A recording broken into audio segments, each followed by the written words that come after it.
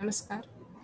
Kulkarni sir आणि Vinayak sir आणि Kausadi sir यांचा आपण व्हिडिओ ऑन करू शकता. नमस्कार कुलकर्णी सर. बोला. विनायक सर, बारीक साहेब आपला व्हिडिओ आणि म्यूट बोलू शकता सर तुम्ही. विनायकजी, हाँ सर. तुम्ही सगळ्यांचं स्वागत करा. यस. आज आपल्या ह्या पहिल्या वेबिनार मध्ये मी अध्यक्ष महाराष्ट्र राज्य चिकू उत्पादक संघ विनायक सर्व आणि विशेष करून डॉक्टर कौसाडीकर सर आपल्याला मार्गदर्शन.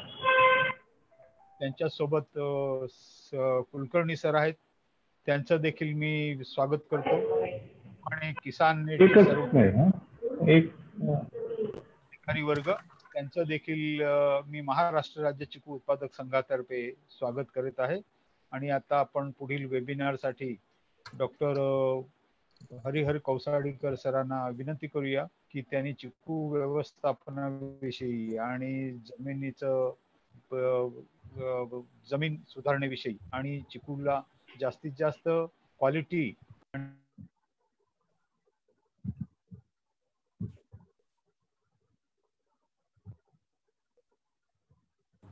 विनायक सर, अनम्यूट आहात तुम्ही. अनम्यूट करा.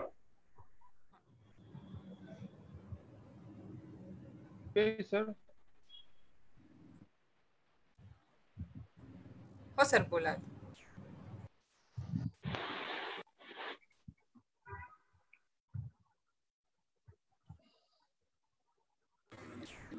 विनायक सर बोलू शकता. अच्छा. हाँ.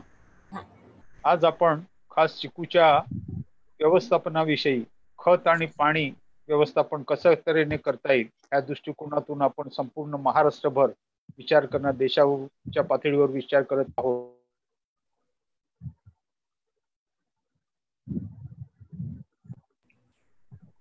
अनम्यूट झालाय पुन्हा. हा,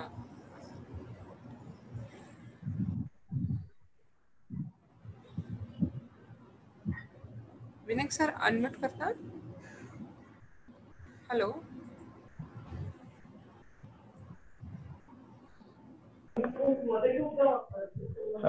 प्राची, तोपर्यंत तुला एक काम होतं की प्लॅटफॉर्म वरती पासवर्ड तू नीट टाकलाय का बघून घे एकदा, कारण there is a issue with that.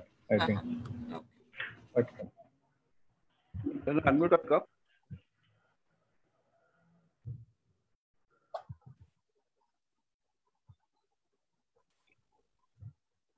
Prachi unmute करता येईल का विनायक बारीना. हो सर, केले आहे. हा, केले आहे. त्यांच्याकडून येस. हा, इथून अनम्यूट म्यूट दिसतोय. हो, केले त्यांना रिक्वेस्ट. आपण रिक्वेस्ट पाठवू शकतो त्यांना, मग त्यांनी ओके ऍक्सेप्ट करायचं असतं. कुलकर्णी सर तुम्ही बोलू शकता. आपण कौसाडीकर सरांना. नमस्कार. आजच्या महत्वाच्या वेबिनारमध्ये आपण महासंघाच्या मार्फत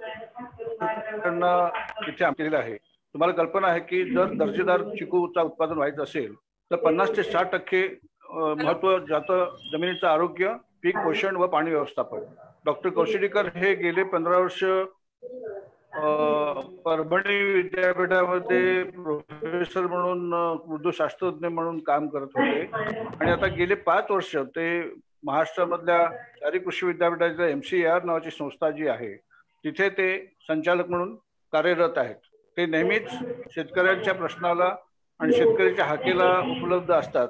आज आम्ही त्यांना विनंती करतो की त्यांनी चिकू ह्या महत्वाच्या पिकासाठी अन्नद्रव्य व्यवस्थापन एकात्मिकपणे कसं करू शकतो याबद्दल त्यांनी विचार मांडावेत. Doctor Kaushdikar. Over to doctor Kaushdikar. नमस्कार सर. सर्व चिकू उत्पादक आज या विशेष वेबिनारसाठी उपस्थित आहेत, जो की महाराष्ट्र राज्य चिकू उत्पादक संघ ज्याचे अध्यक्ष श्री विनायक बारी सर आहेत. सचिव मिलिंद बाफना सर आहेत आणि यज्ञेश सावे सर हे खजिनदार म्हणून काम करत आहेत. यांनी हा कार्यक्रम आयोजित केलेला आहे. या कार्यक्रमासाठी विशेषतः या वेबिनारसाठी मी सर्व चिकू उत्पादकांचं स्वागत करतो. आपल्या सर्वांनाच माहित आहे. कौसाठी कसं व्हिडिओ ऑन करता? ओके. हां.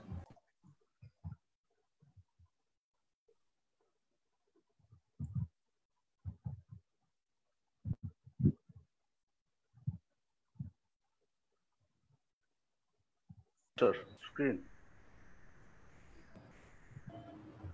ठीक आहे. आला सर स्क्रीन? हो सर.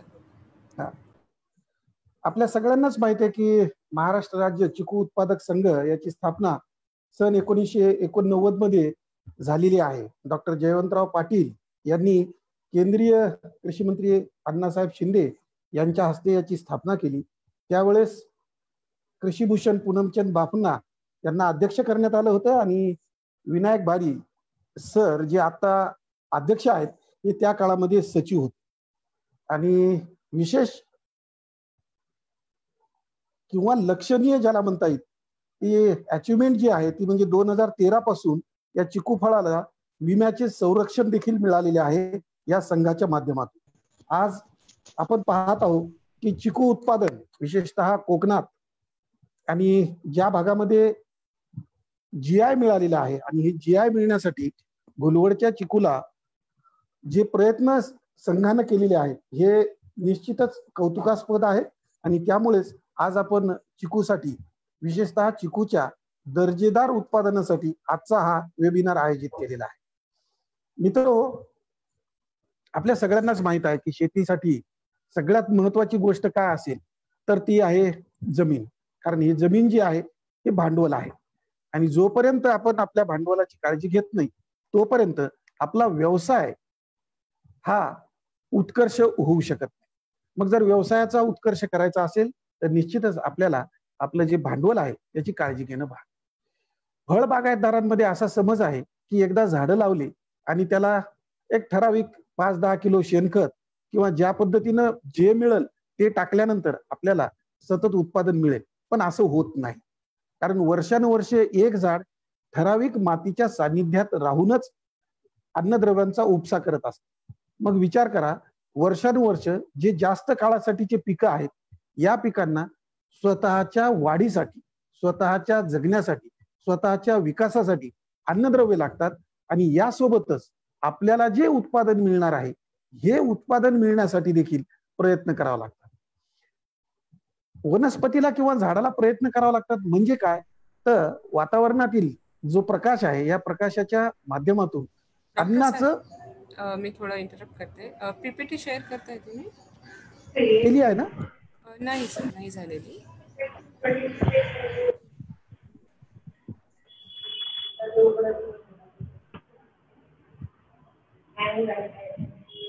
हॅलो. हो सर, बोला. झाली आहे का शेअर? हो झाली आहे सर. फुल स्क्रीन करा फक्त. ओके. म्हणजे आज आपण असं पाहत आहोत की आवाज येतोय मॅडम, कोणाची तरी म्यूट करा. केला आहे. हा. कृषीला व्यवसायाचा दर्जा निर्माण करणे हा सगळ्यांचाच उद्देश आहे आणि जे काही आपण पिकं घेणार आहोत विशेषतः जिओग्राफिकल इंडिकेशन GI इंडिकेशन ज्यावेळेस आपल्याला मिळालं आहे याचा अर्थच त्या मातीमध्ये, त्या हवामानामध्ये, त्या वातावरणामध्ये असा काही गुण आहे की ज्या गुणांमुळे आपण जे कृषी उत्पादन घेत आहोत याला वैशिष्ट्य प्राप्त होतं. मग जर वैशिष्ट्य प्राप्त होत आहे तर त्याही ठिकाणी जास्तीत जास्त उत्पादन आणि ते देखील दर्जेदार उत्पादन घेणं हे आपलं काम आहे.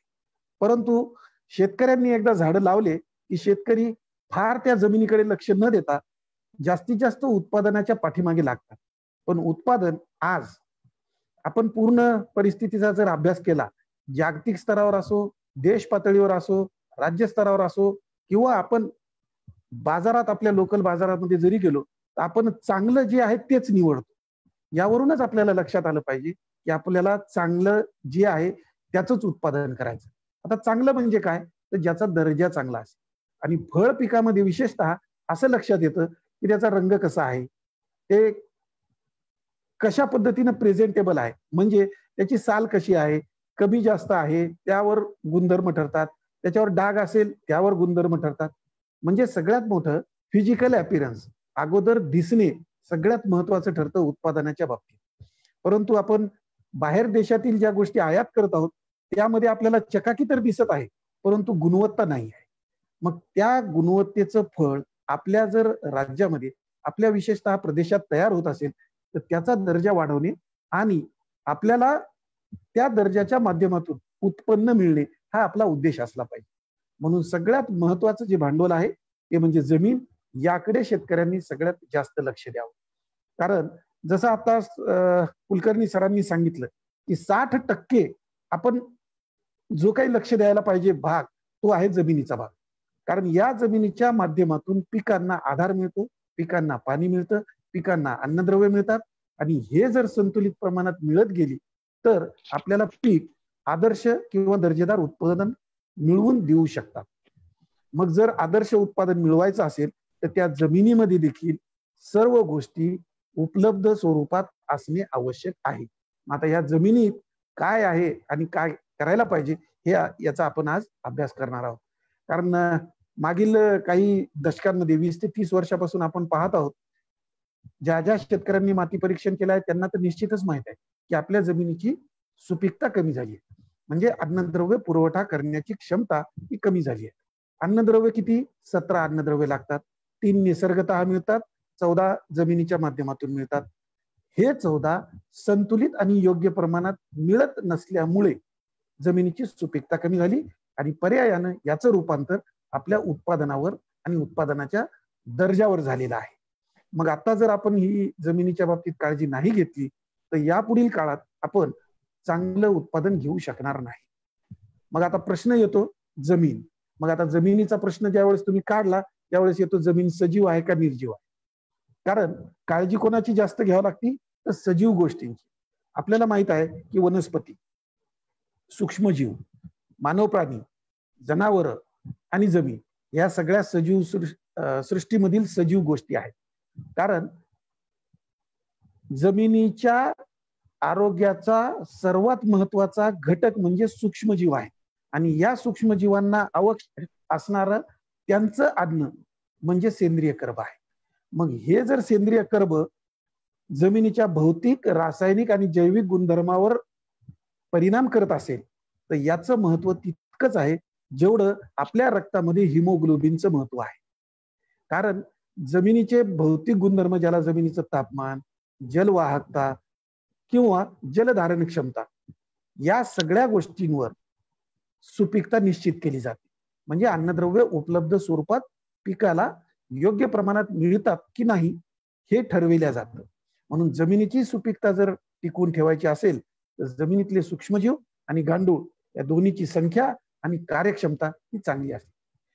कितीही प्रयत्न केल्यानंतर, लक्ष द्या, अनेकविध प्रयत्न आपण रोग व्यवस्थापन, कीड व्यवस्थापन, पाणी व्यवस्थापन, ड्रीपच्या माध्यमातून, फर्टिगेशनच्या माध्यमातून सर्व प्रयत्न करत आहोत, पण उत्पादन आपल्याला पाहिजे तसं मिळत नाही. मातीचा गुण ज्याला म्हणतो, ज्याच्यामुळे आपल्याला GI मिळालेला आहे, त्या मातीची आपल्याला काळजी घ्यायची, त्या मातीचं आपल्याला आरोग्य राखायचं आहे. कारण त्या मातीशिवाय संतुलित पीक पोषण होत नाही. सर्व अन्नद्रव्य मिळण्यासाठी माती आणि केवळ माती हेच एक ठिकाण आहे. जर आपल्याला दर्जेदार आणि अपेक्षित उत्पादन घ्यायचं तर जमिनीचं आरोग्य राखा, कारण त्याच्या माध्यमातूनच संतुलित पीक पोषण होतं. विशेषतः ज्या भागामध्ये चिकू घेतला जातो त्या भागामधल्या जमिनी ज्या आहेत, ह्या जमिनी कॅल्शियम, मॅग्नेशियम या घटकामध्ये कमी आहेत. म्हणजे विशेषतः आपण पाहतो की या दोन्ही घटकांचा सगळ्यात मोठा महत्वपूर्ण सहभाग अन्न तयार करण्याच्या प्रक्रियेमध्ये होत असतो. अन्न तयार करण्याची प्रक्रिया जोपर्यंत चांगली होणार नाही तोपर्यंत त्याचं रूपांतर आपल्या उत्पादनामध्ये होणार नाही. म्हणून जमिनीच्या प्रकारानुसार अन्नद्रव्य व्यवस्थापन किंवा जमिनीच्या प्रकारानुसार एकात्मिक अन्नद्रव्य व्यवस्थापन या गोष्टींचा आपल्याला अंतर्भाव या ठिकाणी करायचा आहे. कारण जेवढ्या काही आपण गोष्टी एका ठिकाणी अभ्यास करणार आहोत ते सगळ्यात महत्वाचं ठिकाण म्हणजे जमीनच आहे. या जमिनीला आपण झाडाचं पोट असं समजतो. आता विचार करा, सजीवाचं पोट जर व्यवस्थित तर सजीवाचं आरोग्य व्यवस्थित. मग जमिनीमध्ये जे जमिनीचे घटक आहेत, हे घटक जर योग्य प्रमाणात आणि संतुलित प्रमाणात असतील तरच आपण चांगल्या प्रतीचं उत्पादन घेऊ शकतो. काय होत आहे, आपला अनुभव तुम्ही स्वतः शेती करत आहात, माहित आहे की भूसुधारक वापरणं कमी केलंय, सेंद्रिय खतांचा आपण वापर कमी केलेला आहे. सिंचनाच्या बाबतीत तर नेमकं किती पाणी पाहिजे आजही आपण सांगू शकत, कारण दिवसागणिक बनल्यापेक्षा हंगामनिहाय पाण्याची गरज वेगवेगळी आहे. खरीपामध्ये वेगळं, रबीमध्ये वेगळं, किंवा उन्हाळ्यात वेगळं, पावसाळ्यात वेगळं, हिवाळ्यात वेगळं, त्या पाण्याची गरज. पण हे पाणी झाडामध्ये टिकवून ठेवणे, झाडामध्ये याच्या पाण्याच्या प्रमाणाचं नियमन करणे, याच्यासाठी देखील अन्नद्रव्य महत्वाचे आहे. म्हणून संतुलित पीक पोषण करण्यासाठी जमीन या माध्यमाचा आपण वापर करायचा आहे.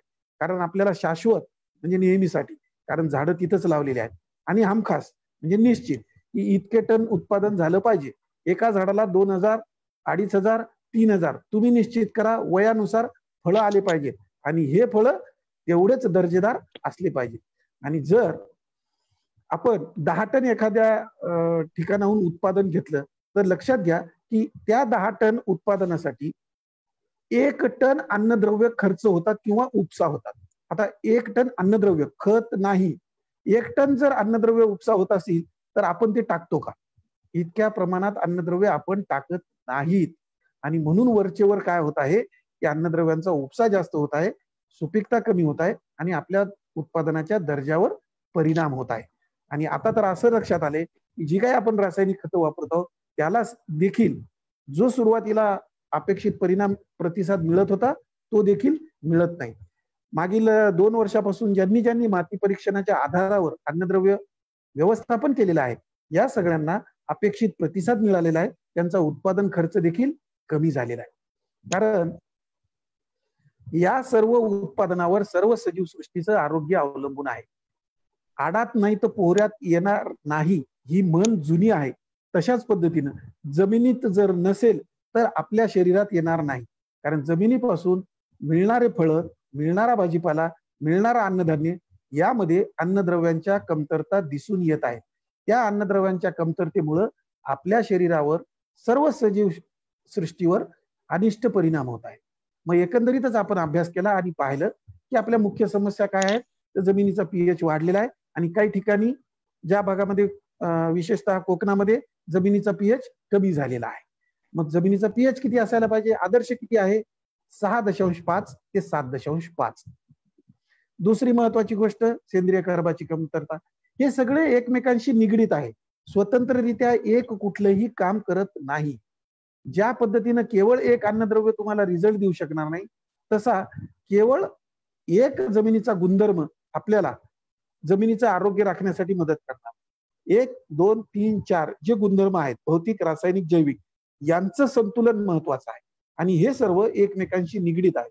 आणि तिन्हीचं संतुलन ठेवण्याचं काम सेंद्रिय कर्ब करतं. आणि हे सेंद्रिय कर्ब ज्या ठिकाणी चिकू बागा आहेत त्या ठिकाणी निश्चितच कमी झालेलं आहे. मग जर हे कमी झालेलं आहे तर हे वाढवण्याचं काम करणं भाग आहे. सुरुवातीच्या काळामध्ये ज्या वेळेस चिकूचं उत्पादन घेतलं जात होतं, पहिलं खत कोणतं वापरलं असेल तर तुम्ही विचार करा. काही ठिकाणी हाडांचा चुरा, काही ठिकाणी पेंडीचे खत वापरले होते, म्हणजे एरंड पेंड वापरली होती, करंज पेंड वापरली होती, ज्या माध्यमातून सेंद्रिय कर्ब मिळेल, झाडाचं आणि जमिनीचं आरोग्य राखण्यासाठी मदत होते. म्हणजे सुरुवात सेंद्रिय पदार्थापासूनच झालेली आहे खत वापरायला, आणि नंतर मग सिंगल सुपर फॉस्फेट, पालाश अशा प्रकारची खतं सुरू झालेली आहे. आणि ज्या वेळेस आपण म्हणतो की अशा प्रकारच्या खतांचा आपल्याला वापर करायचा आहे, ती खतं कशा पद्धतीने दिल्या गेली पाहिजेत हे देखील महत्वाचं आहे.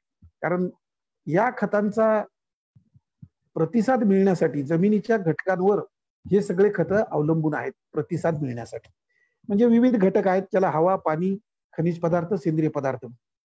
हवा आणि पाणी 25-25% हे झालं प्रमाण, म्हणजे वापसा परिस्थिती. 12ही महिने, मी तर असं म्हणेल की तुम्हाला ताण देण्यासाठी देखील ज्यावेळेस तुम्ही बहार घ्यायचा आहे त्यावेळेस देखील वापसा परिस्थिती राहिली, त्यावेळेस देखील जमिनीतून अन्नद्रव्याचं शोषण झालं तर तुमचे झाडं दीर्घायुषी होतील आणि आपल्याला दर्जेदार उत्पन्न देतील. आपल्याकडे ताण देण्याची जी पद्धत आहे त्यामध्ये विशेषतः फळझाडांना ताण दिल्याशिवाय फुलं येत नाहीत आणि फुलं आल्याशिवाय आपलं उत्पादन मिळणार नाही. मग आपण त्या झाडाची जमिनीची आरमान होईल इतकं पाणी बंद करतो, जास्त फळ पानगळ करतो आणि मग बहारामध्ये रूपांतरण करण्याचे प्रयत्न. पण झाडाची जी नैसर्गिक सवय आहे ती सवय जर आपण कायम ठेवली तर निश्चितच झाडाचं आरोग्य आपल्याला राखता येईल. कारण तुम्ही पाहत आहात 20, 22, 25 वर्षाच्या आत चिकूच्या बागा आहेत, त्याचं पुनरुज्जीवन करण्याची वेळ आलेली आहे आणि हे सगळ्यात महत्वाचं आहे. बागा काढून टाकायची गरज नाही, त्याचं पुनरुज्जीवन आपल्याला करता येतं. कारण आपण हा प्रयोग संत्र्याच्या बाबतीत, मोसंबीच्या बाबतीत, आंब्याच्या बाबतीत देखील केलेला आहे. त्याच पद्धतीनं चिकूच्या बाबतीत देखील त्या झाडांचं पुनरुज्जीवन आपल्याला करायचं आहे. मग त्यासाठी जी आवश्यक बाब आहे ती म्हणजे आपली जमीन. कारण त्यावेळेस केवळ जमीनच आपल्याला त्या झाडाला जिवंत करण्यासाठी, नवीन पालवी येण्यासाठी, नवीन फूट येण्यासाठी मदत करणार. तर हे प्रमाण जे आपण पाहत आहात की 45% खनिज पदार्थ हे तर कमी होणार नाही, पण 5% सेंद्रिय पदार्थ हे सध्या कमी झालेले आहेत आपल्या जमिनीत. याची आपल्याला भरपाई करायची आहे. एक ना वेगवेगळे माध्यम. आता हे सगळं करण्याचा फक्त का घाट घालत आहोत आपण, ते एकच, अन्नद्रव्य मिळाले पाहिजेत. जमिनीच्या माध्यमातून 14 अन्नद्रव्यांचा पुरवठा संतुलित आणि योग्य प्रमाणात झाला पाहिजे, हे आपले उद्देश आहे. यासाठी या घटकांचा आपल्याला अभ्यास महत्वाचा आहे. कारण अन्नद्रव्यांचं चांगलं शोषण जर पाहिजे तर जमिनीत हवा आणि पाणी याचं समतोल राहावं लागतं.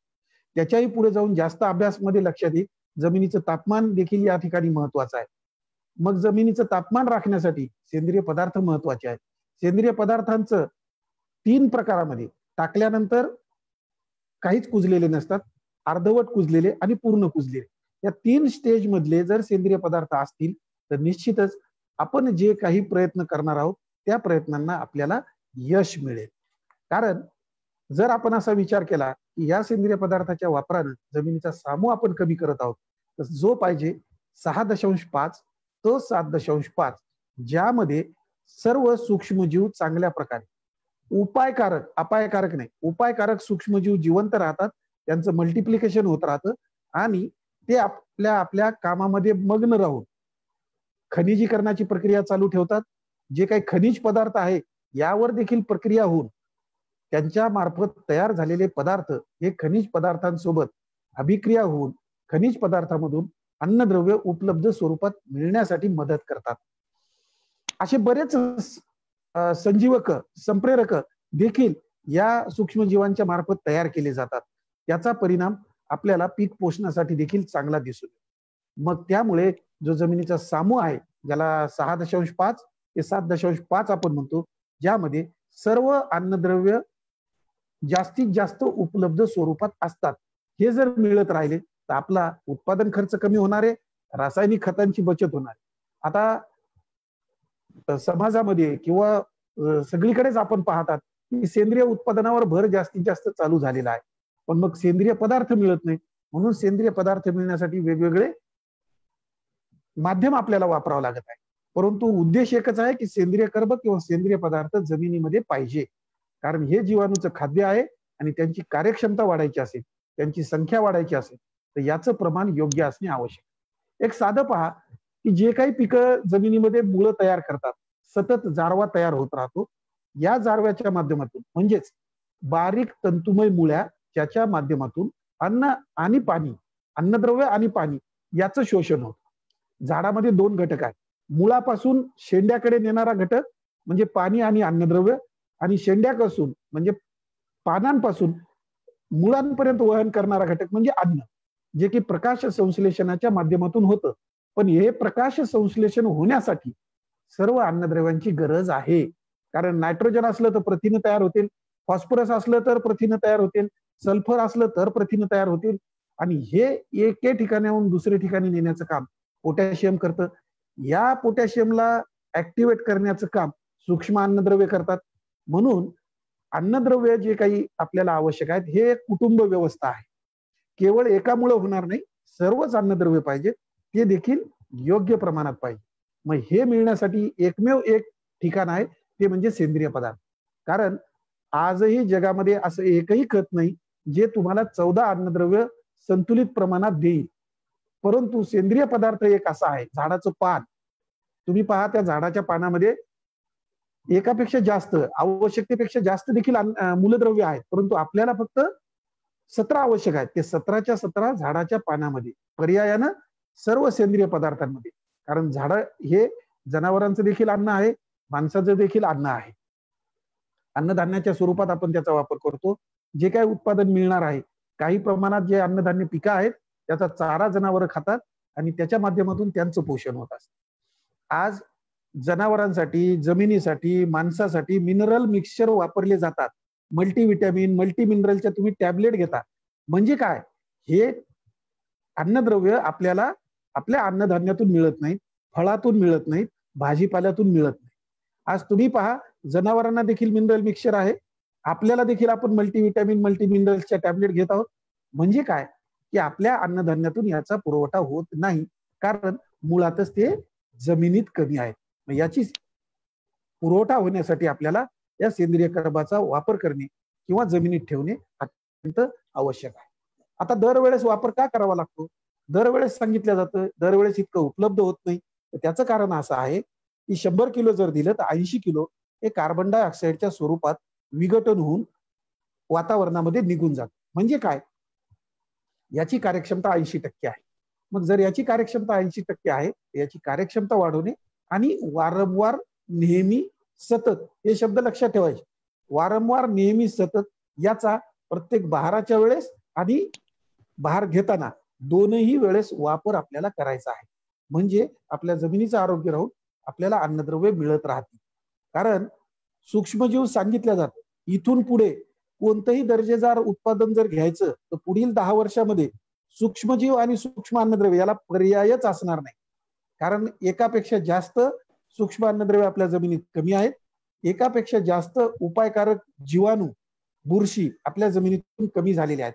शेवटी काट्यानं काटा काढणे या म्हणीसाठी आपल्याला आपण सूक्ष्मजीवांचा जे अपायकारक आहेत त्याच्यावर उपायकारक जीवाणूंचा, उपायकारक बुरशीचा उदाहरण द्यायचं झालं तर तुम्हाला माहित आहे की ट्रायकोडर्मा ही देखील बुरशी आहे. पण अपायकारक जी बुरशी आहे, पिथियम आहे, फायटोप्टेरा आहे, याच्यावर जर तुम्हाला कंट्रोल मिळवायचा असेल तर आपण या बुरशीचा वापर करतो. म्हणजे काय की शेवटी आपल्याला या सूक्ष्म जीवांची गरज आहे. यासोबतच दुसरा फायदा असा होतो की दिलेल्या खतांचा योग्य वापर होतो आणि जेवढे काही खतं तुम्ही दिलेले आहात त्याच्या रासायनिक आणि जैविक अभिक्रिया होऊन त्याचे रूपांतरण होत राहतात. नायट्रोजन दिलं त्याचं अमाइडमध्ये अमाइडचं अमायनो ऍसिड, अमायनो ऍसिडचं प्रोटीन, किंवा सेंद्रिय पदार्थ दिले प्रोटीनचं स्वरूप आहे त्याचं अमायनो ऍसिड, त्याचं अमाइड्स आणि नायट्रोजन, अशा प्रकारच्या अभिक्रिया जमिनीत चालू राहतात. आणि याला कारण आहे फक्त सूक्ष्मजीव. कारण वातावरणात 78% नायट्रोजन आहे आणि त्याचा वापर जर आपल्याला करून घ्यायचा असेल तर नायट्रेट स्वरूपात रूपांतरण करण्यासाठी असेल तर नायट्रोसोमोनास, नायट्रोबॅक्टर हे जीवाणू असणे आवश्यक आहे. म्हणजे निसर्गतः हा उपलब्ध आहे, परंतु त्याचा वापर आपण कल्चरच्या माध्यमातून, जीवाणू खताच्या माध्यमातून, जैविक खताच्या माध्यमातून करणं क्रमप्राप्त आहे, मस्ट आहे, कंपल्सरी आहे. मग आता जमिनीतील अन्नद्रव्यांचं संवर्धन आणि पुनर्भरण हे सगळ्यात महत्वाचं आजच्या घडीचं काम आहे, ज्याच्या माध्यमातून आपण अधिकाधिक अपेक्षित आणि दर्जेदार उत्पादन घेणार आहोत. एका वर्षात, 2 वर्षात, 3 वर्षात, 10 वर्षात आपण दुर्लक्ष केल्यामुळं आज कमीत कमी 6 ते 8 अन्नद्रव्यांच्या कमतरता प्रत्येकाच्या जमिनीमध्ये आढळून येत आहेत. आणि ही कोणती आहेत? नायट्रोजन, फॉस्फरस, गंधक, झिंक, फेरस आणि बोरॉन. काही जमिनीत या, काही जमिनीत तुम्हाला कॉपर, मॉलिब्डेनम. आता कोकणातल्या काही जमिनी तुम्ही पहा की त्या जिथं आम्लधर्मी आहेत त्या ठिकाणी मॉलिब्डेनम सगळ्यात महत्वाचा घटक आहे, कारण याची कमतरता आहे. मग ते दिल्यानंतर आता काजूवर, आंब्यावर तुम्हाला जे पिवळे ठिपके दिसतात, हा पर्याय मॉलिब्डेनम दिल्यानंतर लक्षात आला की ते ठिपके निघून जातात आणि उत्पादन चांगलं होतं. म्हणजे बिअरिंग जी आहे, अल्टरनेट बिअरिंग जी आहे, ह्या सगळ्या गोष्टीच्या मुळाशी आपण जर गेला तर आपल्याला लक्षात येईल की काडीमध्ये CN रेशो व्यवस्थित ठेवण्यासाठी या मॉलिब्डेनमचा खूप महत्वाचा रोल आहे. मग जर रोल आहे तर आपण द्यायला पाहिजे आणि दिल्यानंतर आपल्याला रिझल्ट निश्चितच मिळतात. म्हणून या अन्नद्रव्यांचं महत्व आहे आणि त्यासाठी संवर्धन आणि पुनर्भरण हे गरजेचं आहे. आज आपण पाहतो रासायनिक खतं सर्व शेतकरी वापरतात. 1 नंतर 2, 2 नंतर 3, आज कमीत कमी 10-12 रासायनिक खतं वापर. पण याची कार्यक्षमता तुम्ही विचारा तर नत्राची कार्यक्षमता 50% पर्यंत, स्फुरद 25% पर्यंत, पालाशयुक्त खते 60% पर्यंत, गंधकयुक्त खते 10% पर्यंत, सूक्ष्म अन्नद्रव्य 5% पर्यंत. आता दिल्यानंतर एवढंच जर मिळत असेल मग याच्यावर पर्याय काय? तर हे 1:2 या प्रमाणात फळ झाडांसाठी 2 प्रमाण काय? सेंद्रिय पदार्थ किंवा सेंद्रिय खत. 1 प्रमाण काय? तर ही रासायनिक खते. या स्वरूपात तुम्ही जर वापरले तर याची कार्यक्षमता आपण वाढवू शकतो. सुरुवातीला पहा, सगळ्या शिफारशी ज्या दिलेल्या आहेत, जे जुने शेतकरी चिकू उत्पादक आहेत त्यांना माहित आहे की ते सिंगल सुपर फॉस्फेट टाकत असताना 1:10 या प्रमाणात, म्हणजे 1 किलो टाकायचं तर 10 किलो शेणखत असं मिक्स करून टाकत होते. हाडांचा चुरा टाकत होते, पेंड टाकत होते. पण आता हे सगळं बंद होत आहे आणि त्यामुळे आपल्याला अडचणींना सामोरं जावं लागेल. म्हणून या रासायनिक खतांची कार्यक्षमता वाढवणे हे आपलं काम आहे. म्हणून आपल्याला या रासायनिक खतांची कार्यक्षमता वाढवायची आहे. ती पर्याय आहे 1:2 या पद्धतीनं रासायनिक आणि सेंद्रिय खतांचा वापर करणे. नेहमी सतत वापर असाच करावा. तुम्ही पहा, ॲलोपॅथी डॉक्टर तुम्हाला सांगतो की जेवण झाल्यानंतर गोळी घ्या. आयुर्वेदिक डॉक्टर सांगतो तशीच तुम्ही गोळी घेऊ शकता, जेवण करायची आवश्यकता नाही. ते आहे कंटेंटचा प्रश्न. ॲलोपॅथी म्हणजे रसायन आहे. ते रसायन कधी खायचं? ज्यावेळेस तुम्ही जेवण केलं, म्हणजे तुमच्या पोटामध्ये काहीतरी आहे. तशा पद्धतीनं ही रासायनिक खतं तुम्हाला सेंद्रिय खतांसोबतच वापरायची आहेत, तरच आपल्याला खर्च कमी होईल आणि उत्पन्न जास्त मिळेल. आता हे सगळं सांगण्याचं कारण असं आहे की एक जरी अन्नद्रव्य कमी आहे, मी तुम्हाला उदाहरण दिलं की मॉलिब्डेनम, एक जरी अन्नद्रव्य कमी असेल तर त्या प्रमाणात, ज्या प्रमाणात ते अन्नद्रव्य कमी आहे त्या प्रमाणात तुमच्या उत्पादनामध्ये घट येते, उत्पादन कमी येतं. आता उत्पादन शब्द वापरला जातो कारण प्रचलित झालेला आहे. आता प्रश्न आलेला आहे दर्जा. तुम्ही 100 किलो 10 रुपये किलोने विकायचं आणि 50 किलो 30 रुपये किलोने विकायचं, यामध्ये फरक लक्षात. पैसे तुम्हाला गुणवत्तापूर्ण उत्पादनालाच मिळणार आहेत. जर गुणवत्तापूर्ण उत्पादन असेल तरच आपण उत्पन्न किंवा कृषी व्यवसाय असं म्हणू शकतो. अन्यथा वर्षानुवर्षे आपण शेतीच करत राहू आणि आपल्याला त्याच्यापासून काही मिळणार नाही. मग आपल्याला जर मिळवायचं पण आहे आणि लोकांना चांगलं द्यायचं पण आहे, त्यासाठी एखादं अन्नद्रव्य जे कमी आहे त्या अन्नद्रव्याची भरपाई आपण निश्चितच करावी. हे माती परीक्षणाच्या अहवालाच्या आधारे आपण फार लवकर लक्षात घेऊ शकतो की आपल्या जमिनीत काय कमी आहे. अन्यथा जे सर्वसामान्य घटक सांगितलेत की 6 ते 8 अन्नद्रव्यांच्या कमतरता आहे, ते आपल्याला पूर्ण करायचे आहे. दुसरा महत्वाचा प्रश्न आहे की ज्यामुळे आपल्याला जमिनीचं पाहावं लागत आहे, ज्यामुळे आपल्याला सेंद्रिय पदार्थ वापरावे लागत आहेत, सेंद्रिय खतं किंवा सेंद्रिय खताचे विविध पर्याय. याचं कारण आहे की हिडन हंगर, सुप्त भूक, पिकाला गरज आहे. आता चिकू तसं स्टर्डी पीक आहे, असं दाखवणार नाही की मला मॉलिब्डेनम कमी पडलं, मला फॉस्फरस कमी पडलं, मला झिंक कमी पडलं. त्याचा विकास होणं चालू राहील, पण तो विकास हा अर्धवट राहील. त्याचं रूपांतर दर्जामध्ये, उत्पादनामध्ये आणि उत्पन्नामध्ये होणार नाही. म्हणजे गरज असून आपण एखादी गोष्ट जर देत नाही तर त्याला सुप्त भूक. हा जागतिक स्तरावरील खूप मोठा प्रश्न आहे. कारण काहीच प्रमाणात काहीच पिके जे की इंडिकेटर प्लांट म्हणतो आपण, हे संवेदनशील असतात. ते दाखवून देतात की मला हे कमी पडलंय. उदाहरण द्यायचं तर द्राक्ष, सर्व अन्नद्रव्याच्या कमतरता, 14 अन्नद्रव्यांच्या कमतरता दाखवू शकतं. मोसंबी, पूर्ण अन्नद्रव्यांच्या कमतरता टिपिकल जसं लिहिलेलं आहे तशा कमतरता दिसतात. मका बिलकुल तुम्हाला सांगू शकतो की झाड बोलतं किंवा झाड सांगतं. पण मित्र हो, एक लक्षात, ज्यावेळेस हे स्वतःला अजिबात सहन करू शकत नाही त्यावेळेस दाखवतं की मला कमी पडलं. मग ते लक्षण दिसतात. पण लक्षण दिसण्या अगोदर उपाययोजना जर करायची असेल तर त्याला आपण प्रतिबंधात्मक उपाय म्हणतो. आणि ते प्रतिबंधात्मक उपाय किंवा प्रतिबंधात्मक अन्नद्रव्य पुरवठा योग्य प्रमाणात आणि संतुलित प्रमाणात करायचा झाला तर सेंद्रिय पदार्थाचा वापर करून जमिनीच्या माध्यमातून संतुलितपणे अन्नद्रव्य पुरवठा करणे, याला दुसरा पर्याय नाही. मग ह्या ज्या अडचणी आपण पाहिल्या, ज्या मुख्य समस्या पाहिल्या, यांना दूर करायचं असेल तर आपल्याला जमिनीचं आरोग्य राखणं सगळ्यात महत्वाचं आहे. कारण आज आपण पाहत आहोत की हवामानात सतत बदल होतात, पावसाची अनियमितता आहे, ग्लोबल वॉर्मिंग, क्लायमेट चेंज, शेतकऱ्याला सांगणारे खूप आहेत, त्याच्यात पुढे प्रश्न हे ऐकायचं कोणाचं. जो शिकलेला शेतकरी आहे तो योग्य पद्धतीनं अभ्यास करून काय चालू आहे, काय करायला पाहिजे हे निश्चित करतो. आज वेळ अशी आली आहे की अभ्यासपूर्ण शेती करण्याची. जुन्या पद्धतीत होतं, जो शिकला नाही किंवा ज्याला शिक्षणात गती नाही, ज्याला शाळेत मार्क पडत नाहीत, त्यानं शेती करा आणि बाकीच्याने नोकरी करा. आज आता करोनानं तुम्हाला लक्षात आणून दिलंय की आता हे सगळे जे आहेत हे परत आपल्याकडे वापस येणार आहेत गावाकडे आणि शेती करणार आहेत. निदान तुम्ही पहा तुमच्या गावामध्ये किती जण वापस आले. आणि या 3 महिन्याच्या काळात जर एकच शब्द तुमच्या कानावर येत असेल तर तो आहे रोग प्रतिकारक क्षमता. रोग प्रतिकारक क्षमता जर तुमची डेव्हलप झाली तर तुम्ही या रोगापासून मुक्त होऊ शकता किंवा प्रतिबंध करू शकता. तसंच आपल्या झाडाचं आहे, तसंच आपल्या जमिनीचं आहे. एवढं जरी आपल्याला लक्षात आलं तर निश्चितच आपण हमखास शाश्वत आणि चांगल्या पद्धतीचं उत्पादन, दर्जेदार उत्पादन आपण घेऊ शकतो. आणि हे सगळं जर करायचं असेल तर सूक्ष्म अन्नद्रव्य आणि दुय्यम अन्नद्रव्यांचा वापर जो की आतापर्यंत आपण करत नाही, केला तरी फार कमी प्रमाणात करतो किंवा योग्य प्रमाणात करत नाही किंवा वेळ सांभाळून करत नाही, त्याचा वापर आपल्याला करायचा आहे तर आपण उत्पादन घेऊ शकतो. म्हणजे काय होईल की सर्व अन्नद्रव्य एकत्रित स्वरूपात मिळण्याची व्यवस्था आपण करू. यासोबतच पिकाचा जो कालावधी आहे उत्पादनाचा, या उत्पादनाच्या कालावधीमध्ये हिडन हंगर येऊ नये म्हणून हळूवार आणि पिकानुरूप दीर्घकाळ अन्न पुरवठा हा सतत होत राहील.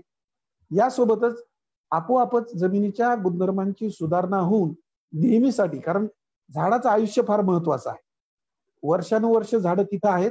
आज आपल्यावर वेळ अशी आली आहे की आपल्याला ते कटिंग करून पुनरुज्जीवन करण्याची प्रक्रिया सुरू करायची आहे. मग यासाठी जर तुमची जमीन सुपीक असेल तर निश्चितच तुम्हाला यामध्ये चांगलं यश मिळेल. आता हे सगळं करण्यासाठी, याच्यावर पर्याय करण्यासाठी आपण जसं चर्चा केली की सेंद्रिय खते, जैविक खते आणि रासायनिक, हे तिन्ही का? तर तिन्हीच्या माध्यमातून खत अन्नद्रव्य देणे, यातून नाही तर यातून, यातून नाही तर यातून, असा जो पर्याय म्हणतो. यानं नाही बरं झालं तर त्या पद्धतीचा वापर करू, म्हणजे पर्याय शोधायचा आहे. तर ह्या तिन्हीचा वापर केला तर दुसरा पर्यायाची गरज नाही.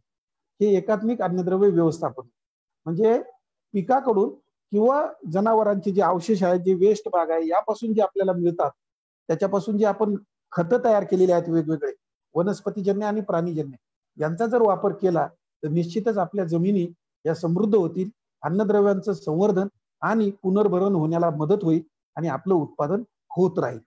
कारण आपण फक्त उत्पादनापुरतं विचार केला की 1 टन अन्नद्रव्य म्हणजे 10 टन उत्पादन, पण यासोबतच त्या झाडाचा जो विकास आहे, झाडाची जी वाढ आहे, दरवर्षी पानं येणे, फांद्या येणे, त्या काडीमध्ये CN रेशो मेंटेन होणे, या सगळ्या गोष्टी होण्यासाठी अन्नद्रव्य गरजेची आहेत. म्हणून ते सगळे हे एकत्रितरित्या जर वापरलं तर सर्व अन्नद्रव्य मिळतील. कारण आज आपण पाहतो की बरेचदा असं म्हणलं जातं की सेंद्रिय खतं फक्त जमिनीसाठी. तसं नाही, हे भूसुधारक आहेत, जमिनीच्या आरोग्यासाठी आहेत, सूक्ष्मजीवांसाठी आहेत, त्यासोबतच त्याच्यामधून आपल्याला अन्नद्रव्य मिळतात. याचं गणित मांडलं. बऱ्याचदा शेतकऱ्यांच्या मनात प्रश्न असतो आर्थिक, की 1 टन शेणखतापासून जेवढे अन्नद्रव्य मिळतात तेवढे अन्नद्रव्य मिळण्यासाठी जी रासायनिक खते खरेदी करावी लागतील त्याची किंमत ही 1 टन शेणखताच्या किमतीपेक्षा दुप्पट आहे. मग आता तुम्ही विचार करा फायदेशीर काय आहे. आम के आम गुठलियों के दाम, त्या पद्धतीनं सेंद्रिय खताचा जर वापर झाला तर दोन्ही फायदा म्हणजे अन्नद्रव्य आणि जमिनीची सुधारणा दोन्ही आपल्याला करता येऊ शकतं. यासोबतच जेवढं काय आपण रासायनिक देणार आहोत, जेवढं काय आपण जैविक देणार आहोत, याची कार्यक्षमता वाढेल आणि आपोआपच अन्नद्रव्य पुरवठा किंवा जमिनीची सुपीकता हा जो आपल्या समोरील प्रश्न आहे ते प्रश्न सुटण्यासाठी मदत होईल. उदाहरणासाठी तुम्हाला दाखवलं की कंपॅरिझन करा तुम्ही. ऊसाची मळी खत आहे, कोंबडीचं खत आहे, बायोगॅस स्लरी आहे, गांडूळ खत आहे, शेणखत आहे, शेळीचं लेंडी खत आहे, या सगळ्यामध्ये अन्नद्रव्य आहेत.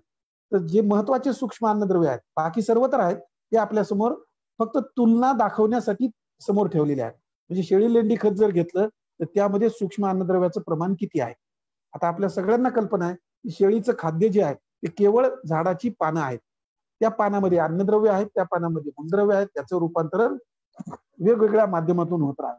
बरेचदा शेळीचं दूध हे आपण औषध म्हणून देखील सांगितलं जातं. त्याचं कारणच हे आहे की ते मिनरल मॅटरनं युक्त आणि भरपूर प्रमाणात मिनरल मॅटर त्यामध्ये असतं. तर यामुळे याचा वापर करत सुरुवातीला पद्धत होती 3 वर्षातून एकदा शेळ्या मेंढ्या बसवणे, एकदा हिरवळीचं खत घेणे, एकदा. आता तर बंदच झाले. चिकूची बाग लावली की पुन्हा 3, 4, 5 वर्ष आपण काहीच पाहत नाही. त्याला देण्याचं देखील पाहत नाहीत काही. जमिनीला नाही, झाडाला नाही. आपण कधी लक्ष देतो झाडाकडे, की आता याच्यापासून आपल्याला फळं घ्यायचे, त्यावेळेस याला किती खत टाकू, कोणतं खत टाकू. सुरुवातीचा व्यवसाय म्हणजे बाल संगोपन सगळ्यात महत्वाचा आहे. ज्या शेतकऱ्यांनी पहिल्या 5 वर्षामध्ये उत्पादनाची म्हणजे फळाची अपेक्षा न करता झाडाच्या विकासाकडे लक्ष दिलेलं आहे, तो शेतकरी हमखास जास्तीत जास्त काळासाठी दर्जेदार उत्पादन घेतो. अन्यथा 50% अडचणी तुमच्या केवळ पहिल्या दुर्लक्षामुळे येतात. आता तुम्ही तुमचं स्वतःचा अभ्यास करा.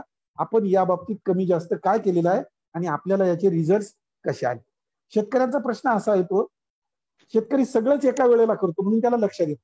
समजा 2 एकर क्षेत्र आहे, एका एकरवर करा आणि एका एकरवर करू नका. कोणीही शास्त्रज्ञ सांगतो, तज्ज्ञ सांगतो, मार्गदर्शक सांगतो, यांचा अनुभव आहे, काही ना काहीतरी ते शिकलेले आहेत.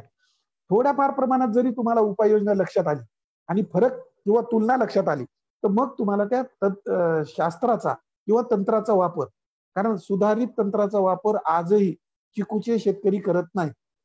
सुधारित पद्धतीनं अन्नद्रव्य व्यवस्थापन, ड्रीपच्या माध्यमातून जे अन्नद्रव्य दिले गेले पाहिजे ते करत नाही. म्हणजे मी 80% चिकूच्या शेतकऱ्यांबद्दल बोलतो, जे माती आणि हवामानाच्या गुणधर्मामुळे आपोआप चिकू येतात, हे शेतकऱ्यांनी थोडं काळजीपूर्वक करणं भाग आहे.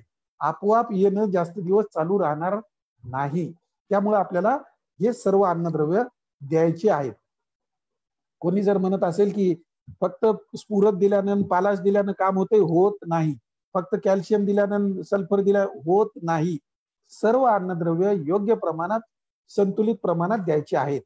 कारण सेंद्रिय खतं जमिनीच्या पोषणासाठी आहेत, रासायनिक खतं पिकांच्या पोषणासाठी आहेत. दोन्ही एकत्र दिलं तर आपले सर्व उद्देश साध्य व्हायला मदत होते. आता जर तुम्ही पाहिलं तर प्रमाण खूप कमी आहे.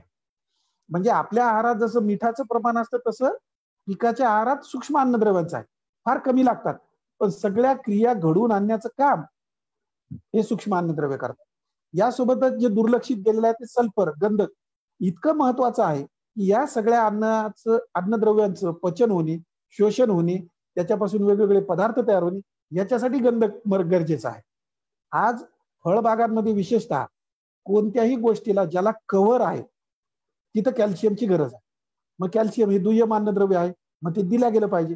कारण आकार तयार व्हायचा असेल तर कॅल्शियम सगळ्यात महत्वाचं, वजन वाढवायचं असेल तर मॅग्नेशियम महत्वाचं, रंग किंवा गुणवत्ता वाढवायची असेल तर पोटॅशियम महत्वाचं. जर हे तिन्ही महत्वाचे आहेत, हे दिल्या गेले पाहिजेत फळबागांसाठी, विशेषतः सर्वच फळबागांसाठी, सर्वच प्रकारच्या जमिनीत आणि सर्व हवामानात, सर्व शेतकऱ्यांनी. इतकं त्याचं महत्व आज वाढलेलं आहे. म्हणजे दुय्यम अन्नद्रव्य आणि सूक्ष्म अन्नद्रव्य जे दुर्लक्षित होते, कारण पहिले 10 वर्ष 12 वर्ष 15 वर्ष आपण एक तर नायट्रोजन म्हणजे युरिया दिला नाही, तर आपण सिंगल सुपर फॉस्फेट दिलेला आहे आणि आता काही प्रमाणात पाला सुरू केलेला आहे. परंतु हे सगळे देणं आपल्याला आवश्यक आहे. कारण वेगवेगळ्या वेळेला म्हणजे पहिलं फुल येणे, पहिलं पान येणे, शेंडा येणे वेगळे अन्नद्रव्य, वाढ होणे, विकास होणे वेगळं अन्नद्रव्य, फुलं आल्यानंतर ते फुलं बसणे. म्हणजे आता फुलामध्ये फुल येण्यासाठी लागतं फॉस्फरस, फुलामध्ये मादी असण्यासाठी लागतं झिंक, फुलामध्ये नर असण्यासाठी लागतं बोरॉन. म्हणजे हे तिन्ही एकत्रित काम करतात. त्या पद्धतीने इथं दिलेलं आहे.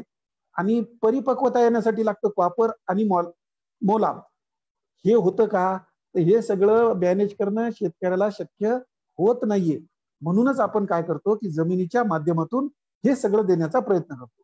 आणि एखादं कमी जास्त काही घटनेमुळं किंवा गुणधर्मामुळे झालं तर ऍडिशनल स्वरूपात फर्टिगेशन किंवा फवारणीच्या माध्यमातून त्या अन्नद्रव्याचा आपण पुरवठा करतो. कारण चिकू तुम्हाला गोड करायचा आहे तर तुम्हाला बोरॉन मस्ट आहे, बोरॉन शिवाय गोड होणार नाहीच, द्यावंच लागणार आहे. अशा पद्धतीने वेगवेगळ्या काळात वेगवेगळ्या संवेदनशील वाढीच्या अवस्थेमध्ये या अन्नद्रव्यांची गरज आहे. आपण एका एका ओळीमध्ये पाहू की नायट्रोजन हरित द्रव्य तयार करण्यासाठी लागणारा सगळ्यात महत्वाचा घटक आहे, ज्याच्यामुळे फांद्या येणे, पानं येणे ही प्रक्रिया चालू राहणार आहे, अन्यथा होणार नाही. जमिनीच्या वरचा भाग नायट्रोजन, जमिनीच्या खालचा भाग म्हणजे मुळं तयार होणे, जारवा तयार होणे, तंतुमय मुळे तयार होणे, याच्यासाठी लागते फॉस्फरस.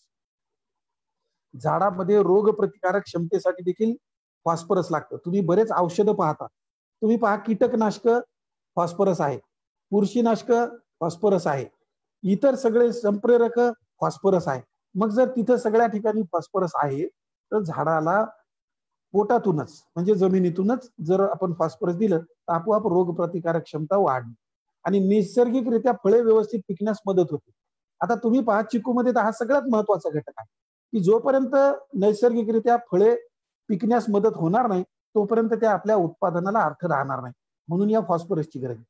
सगळ्यात सुरुवातीला जे शिफारस होती ती फक्त फॉस्फरसचीच होती आणि नंतर मग त्या गरजेनुसार, उपलब्धतेनुसार, आवश्यकतेनुसार आपण वेगवेगळ्या अन्नद्रव्याच्या गरज निश्चित करून पुरवठा करायला सुरुवात केलेली आहे.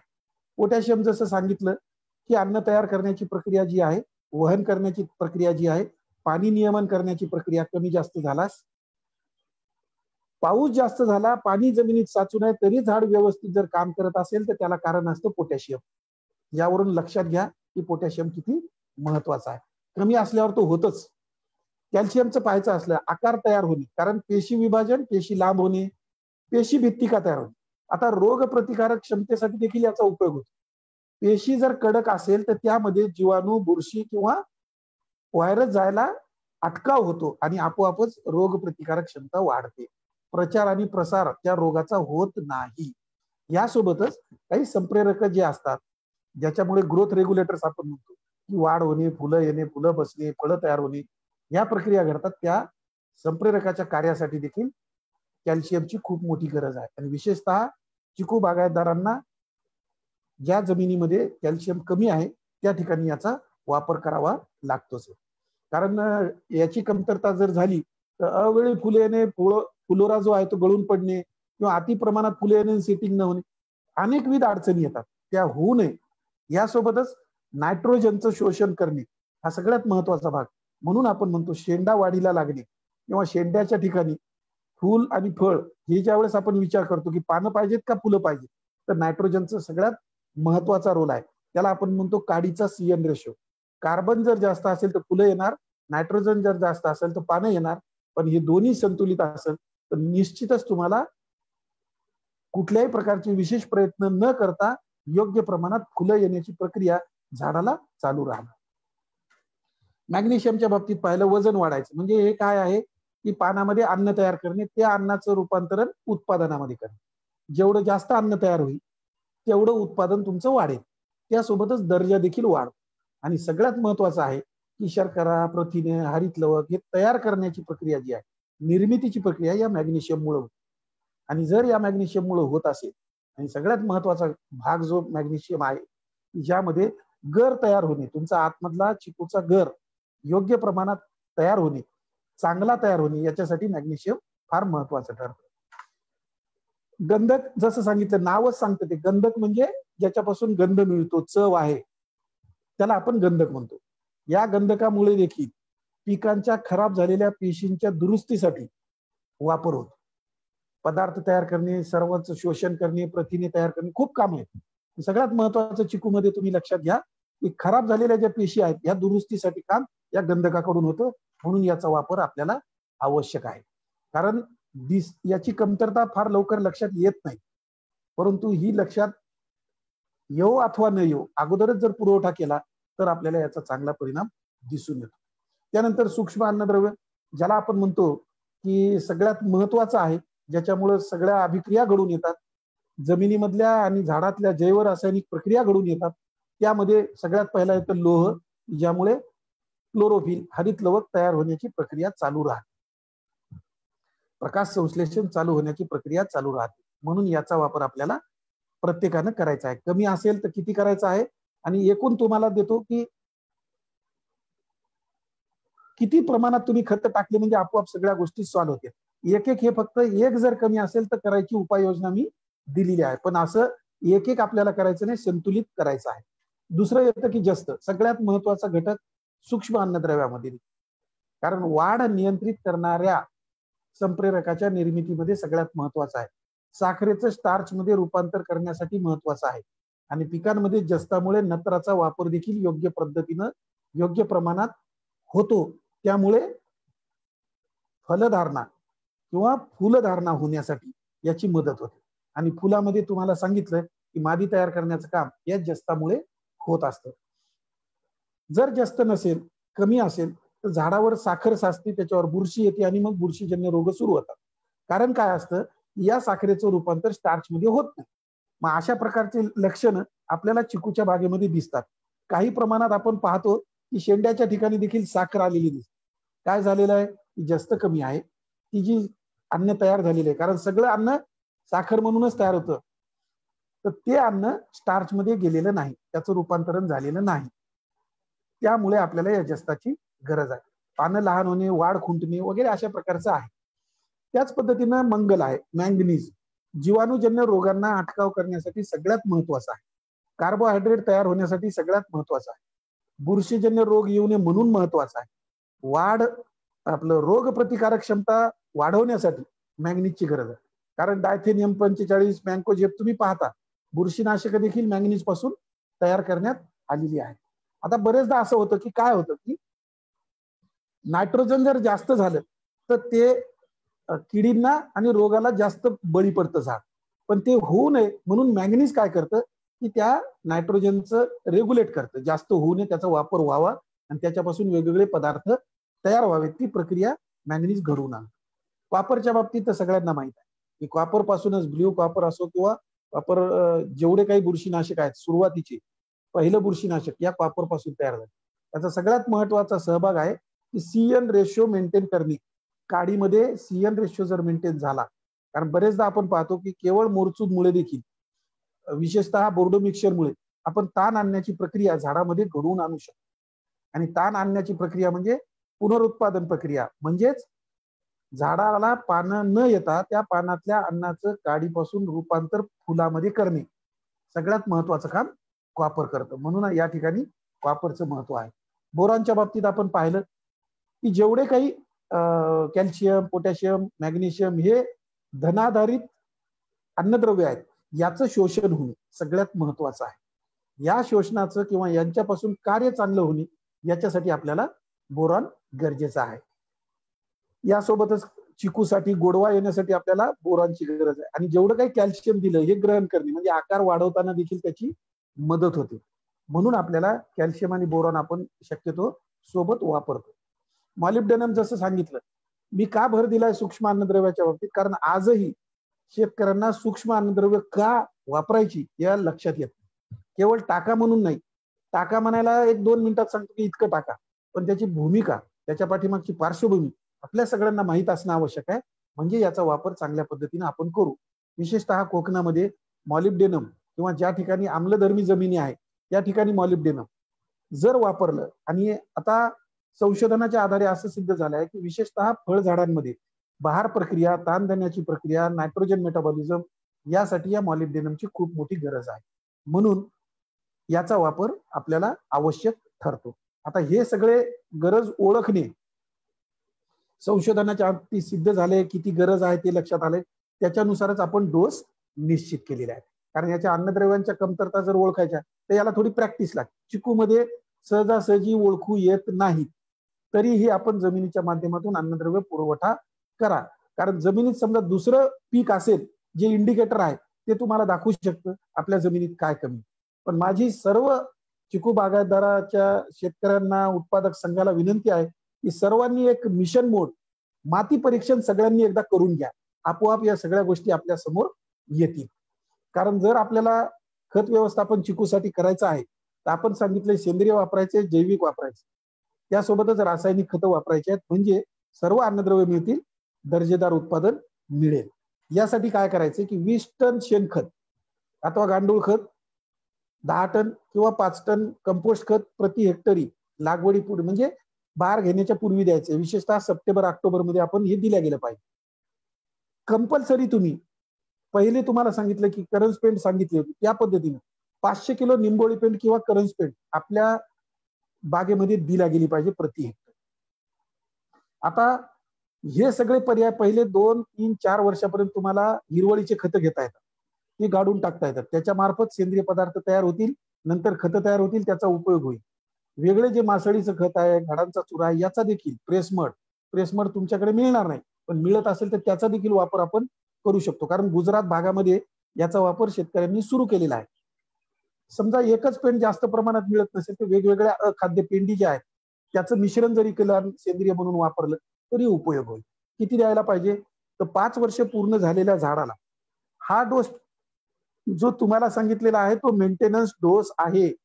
सर्व बाग व्यवस्थित राहण्यासाठी हे सेंद्रिय खतं दिलेले आहेत. आता पर झाड प्रत्येक झाड निहाय किती द्यायचं तर 50 किलो शेणखत तुम्ही दिल्या गेलं पाहिजे. शेणखत नसेल तर त्याचे पर्याय मी तुम्हाला सांगितलेले आहेत, ते मात्र दरवर्षी दिल्या गेलेलं पाहिजे. 1000 ग्राम नत्र, 1000 ग्राम स्फुरद आणि 1500 ग्राम पालाश ही त्या चिकूच्या झाडाची 5 वर्ष झालेल्या झाडाची गरज आहे. झाडाची वाढ, विकास आणि उत्पादन या सगळ्या गोष्टी साध्य होण्यासाठी एवढे अन्नद्रव्य आपण दिल्या गेले पाहिजे, तरच तो जो अपेक्षित प्रतिसाद किंवा रिझल्ट आहे तो आपल्याला मिळेल. यासोबतच आपण सांगतो की दुय्यम अन्नद्रव्य जे दुर्लक्षित आहेत, अजून आपण त्याच्याकडे फार लक्ष दिलेलं नाही, पण या फळ पिकांच्या बाबतीत आवश्यक आहे. जिप्सम 200 किलो प्रति हेक्टर, मॅग्नेशियम सल्फेट 25 किलो प्रति हेक्टर आणि गंधक 25 किलो प्रति हेक्टर. या पद्धतीनं जर तुम्ही दिलं तर सर्व दुय्यम अन्नद्रव्य जी गरजेची आहेत ते पिकाला पुरवठा केले जातात. हे सर्व शेतकऱ्यांनी सर्व जमिनीत हा मेंटेनन्स डोस आहे. माती परीक्षणाच्या आधारे कमी जास्त झाल्यानंतर याच्यात कमी जास्त प्रमाण होऊ शकतं, पण सर्व सरसकट शेतकऱ्यांसाठी एवढं रिकमेंडेशन शिफारस आपण केलेली आहे. कारण आज एकापेक्षा जास्त अन्नद्रव्यांच्या कमतरता आहेत म्हणून उत्पादकता वाढीवर मर्यादा आहेत. परंतु सगळेच अन्नद्रव्य महत्वाचे आहेत हे आपण आत्ताच अभ्यास केला. त्यामुळे किती दिले गेले पाहिजे तर लोह सल्फेट 25 किलोग्राम प्रति हेक्टर, झिंक सल्फेट 25 किलोग्राम प्रति हेक्टर, बोरॉन 5 किलोग्राम प्रति हेक्टर. हे असं विचारात घेऊन केलेलं आहे की या 5 पैकी निदान 3 अन्नद्रव्यांच्या कमतरता तुमच्या जमिनीत आहेत, पण एकमेकांचं संतुलन राहणे आणि केवळ एक वापरल्यानं जमिनीतलं दुसरं कमी होऊ नये म्हणून आपल्याला हे सर्व अन्नद्रव्य एकत्रित वापरायचे आहेत. जेवढे एकत्रित होतील याच्या दुप्पट सेंद्रिय खत शेणखत तयार करा, किंवा तुम्ही जे 50 किलो शेणखत देणार आहात त्या शेणखतामध्ये हे सगळं मिक्स करून आपल्या झाडांना द्यायचं आहे. ही काळजी आपण घ्यायची आहे. हे समजा शक्य होत नाही, शेतकऱ्यांना बऱ्याच अडचणी असतात, अडचणी खूप आहेत, त्याच्यावर पर्याय काय आहे तर पर्याय देखील केलेला आहे की महाराष्ट्र राज्य शासन प्रमाणे ग्रेड नंबर 1 आणि ग्रेड नंबर 2 हे विविध उत्पादक देतात किंवा खासगी कंपन्या त्यांच्या मार्फत तयार केले जातात. ग्रेड 1 काय आहे की त्याच्यामध्ये हे सर्व अन्नद्रव्य आहेत ते आपल्याला जमिनीतून देण्यासाठी आहे. तो डोस किती आहे तर 20 किलो प्रति एकर, 50 किलो प्रति हेक्टर या पद्धतीनं झाडाच्या संख्येनिहाय विभागणी करून आपल्याला द्यायचं आहे. कंपल्सरी हे तरी द्या किंवा मागचे जे तुम्हाला 5 एकत्रित करायला सांगितले ते तरी द्या. दोन्ही द्यायची गरज नाही, दोन्ही पैकी एकच आपल्याला करायचा. यासोबत दुसरा मुद्दा आहे तो म्हणजे ग्रेड 2 वाढीच्या संवेदनशील अवस्थेमध्ये फवारणी करणे. ग्रेड 2 मध्ये 6च्या 6 सूक्ष्म अन्नद्रव्य आहेत. याची फवारणी एक लक्षात ठेवा, सगळ्याच बागायतदारांनी दर महिन्याला 1, 12 महिन्यात 12 फवारण्या करा. तुमच्या अन्नद्रव्याच्या कमतरता भरून निघायला मदत होईल. 1 ते 1.5 वर्षानंतर तुम्ही तुमच्या झाडाचं आरोग्य, झाडाची वाढ, झाडाचा विकास, मिळणारं उत्पादन याच्यामध्ये लक्षणीय फरक आणू शकता आणि तुम्हाला तो दिसून येईल की किती दर्जेदार उत्पादन. कारण करणारे तेच आहात, जमीन तीच आहे, वातावरण तेच आहे, झाडं तेच आहेत, फक्त तुम्ही बदल काय केला तर या ग्रेड 2चा फवारणीच्या माध्यमातून किंवा ड्रीपच्या माध्यमातून वापर करून उपयोग केलेला आहे. एवढ्या एका बदलामुळे तुम्हाला जे आज आपण वेबिनार आयोजित केलेला आहे ज्याच्यामुळे आपल्याला उत्पादन मिळणार आहे तो उद्देश साध्य होईल. कारण हे सगळं करण्याच्या पाठीमागे संतुलित अन्नद्रव्य पुरवठा हा एक उद्देश आहे आणि जमिनीच्या भौतिक गुणधर्मात, रासायनिक गुणधर्मात आणि जैविक गुणधर्मात कायम सुधारणा होत राहील, यांचं प्रमाण संतुलित राहील आणि आपल्याला दीर्घ काळापर्यंत ही झाडं टिकवता येतील. रिज्युनेशनची फार गरज पडणार नाही किंवा हे टाकल्यानंतर आता जे रिज्युनेट करणार आहात त्यासाठी मदत होईल आणि आपण जो काही खर्च करता त्याची कार्यक्षमता, उपयोगिता रासायनिक खतांची वाढेल. आणि जसं सांगितलं सुरुवातीलाच आपण बोलताना चर्चा करताना की या जमिनीकडे, खतांकडे, अन्नद्रव्यांकडे, पाण्याकडे लक्ष दिल्यावर तुमच्या पुढच्या येणाऱ्या अडचणी आपोआपच कमी होणार आहे. म्हणजे कीड रोगाला प्रतिबंध होणार आहे, तुम्हाला जी जास्त मेहनत करावी लागणार आहे ती कमी होणार आहे आणि दर्जा आपोआप सुधारल्यामुळे तुम्हाला उत्पन्न देखील चांगल्या पद्धतीचं होणार आहे. म्हणून आपल्याला दोन्ही उद्देश साध्य करण्यासाठी आणि चिकू उत्पादन जास्तीत जास्त घेण्यासाठी आपण जमिनीचं आरोग्य आणि संतुलित पीक पोषण करावं असं मी सगळ्यांना विनंती करतो आणि इथेच थांबतो. कारण भरपूर सांगायची काही गरज नाही, सगळं आपल्याला माहित आहे, आपण वापरता, पण त्याच्या पाठीमागची पार्श्वभूमी आणि भूमिका जी आहे ती मी आपल्यासमोर मांडलेली आहे. फार अडचणी आल्यात, आपण माझा नंबर आपल्याला दिलेला आहे.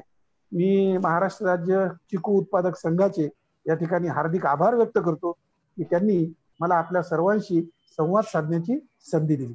धन्यवाद. सर क्वेश्चन आन्सर्स घेऊया आपण आता.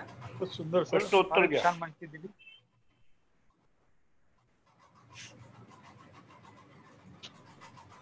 दोन प्रश्न आलेले आहेत. जनरली प्रश्न येऊ नये असा मी प्रयत्न केलेला आहे की माहितीच्या माध्यमातून. मागच्या वर्षी बोर्डीत चिकू झाडाचा पानावर काळी बुरशी चढली होती, त्यामुळे खूप नुकसान झाले होते, यावर काही ठोस उपाय. आता जसं सांगितलं तुम्हाला, पानावर बुरशी येण्याचा प्रकार हे आपण अन्नद्रव्य झिंकचं वापरलं, झिंक अन्नद्रव्याचा वापर जर योग्य पद्धतीने केला, तुम्ही तुमची जमीन तपासून पहा, निश्चितच तुमच्याकडे झिंक डेफिशियन्सी असेल. दुसरी जी कारणं असतात याला देखील, म्हणजे वातावरणातील ताण, कीड रोगांमुळे येणारा ताण सहन करण्याची क्षमता या सूक्ष्म अन्नद्रव्यांच्या वापरातून मिळते.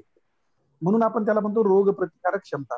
तर ती जी काळी बुरशी आहे त्याच्यासाठी तुम्ही सध्या आता जर असेल तर शेतकऱ्यांनी, सर्व शेतकऱ्यांनी कॉपर ऑक्सिक्लोराईड, साधं आणि सोपं औषध आहे, त्या कॉपर ऑक्सिक्लोराईडचा तुम्ही वापर करा, म्हणजे ती बुरशी राहणार नाही. दुसरा प्रश्न आहे, आपणास वाटते की माती परीक्षणानंतरही अन्नद्रव्य किती प्रमाणात किती द्यावी, तसेच पाणी नियोजन याचं भान शेतकऱ्यांना आहे व असे तज्ज्ञ गाव पातळीवर किंवा तालुका पातळीवर उपलब्ध आहेत. तसेच बऱ्याच वेळेस मार्गदर्शन करणारे तज्ज्ञ त्यांचा नफा वाढविण्यासाठी निकृष्ट प्रतीचे प्रॉडक्ट शेतकऱ्यांच्या गळी उतरवतात, असे आपणास वाटते का? बरोबर आहे, खूप चांगला प्रश्न विचारलेला आहे. मी तुम्हाला सुरुवातीलाच सांगितलं की सर्व शेतकरी जे काही सांगितलं जातं ते सर्व क्षेत्रावर करतो. तुम्ही एखाद्या तज्ज्ञाचं, एखाद्या शास्त्रज्ञाचं आज जर ऐकलेलं आहे, फार काही कालावधी लागत नाही. मी तुम्हाला सांगतो 30 ते 35 दिवसामध्ये तुम्हाला रिझल्ट कळतो. तुमच्याकडे 2 एकर बाग आहे, 1 एकर करा, किंवा 1च एकर बाग आहे, अर्ध्या एकर मध्ये, किंवा ठराविक 50 झाडाला, ठराविक 40 झाडांना तुम्ही तो पर्याय जो सांगितलाय तो करा आणि बाकीच्याला करू नका. तुम्हाला लक्षात येईल की त्या तंत्रज्ञानात हे काही कोणाच्या सांगण्यासाठी नाही. तुम्हाला जे खाजगी लोक येतात त्याची तपासणा किंवा खातर जमा करणे हे आपलंच काम आहे. कोणत्या प्रॉडक्ट चांगले आहेत, कोणत्या कंपनीचे आहेत, कोण आपल्याला फायद्याचं सांगणार आहे, कशापासून आपल्याला कमी खर्च होणार आहे. मी तर तुम्हाला सांगतो ना, बोर्डो मिक्सचर वापरल्यानंतर बहार देण्यासाठी बाकीच्या कुठल्याच गोष्टीची गरज पडत नाही, ते स्वस्त आहे. मी तुम्हाला महाराष्ट्र ग्रेड 1 आणि महाराष्ट्र ग्रेड 2 हे दोन्ही सांगितले. याच्यामधून खर्चच होत नाही, पण बाकी तुम्ही मार्केटमधून खूप महागाचं घेऊन येता, त्याचा वापर करता, रिझल्ट मिळत नाही. मग आपल्याला तंत्रज्ञानावरचा, शास्त्रज्ञावरचा आपला भरोसा उठून जातो. हे सगळ्यात मोठं वाईट आहे. त्यामुळं चांगल्या प्रतीचं वापरा. आपल्याला निश्चितच तंत्रज्ञान, सुधारित तंत्रज्ञान, शास्त्रज्ञ, मार्गदर्शक यांच्यावरही भरोसा होईल आणि आपल्या मातीवर आणि त्या उत्पादनावर देखील भरोसा होईल. सर, रमेश यांना आपण बोलायला चान्स देऊया, त्यांना क्वेश्चन आहे. रमेश सर, तुम्ही बोलू शकता, तुम्हाला अनम्यूट केलेलं आहे.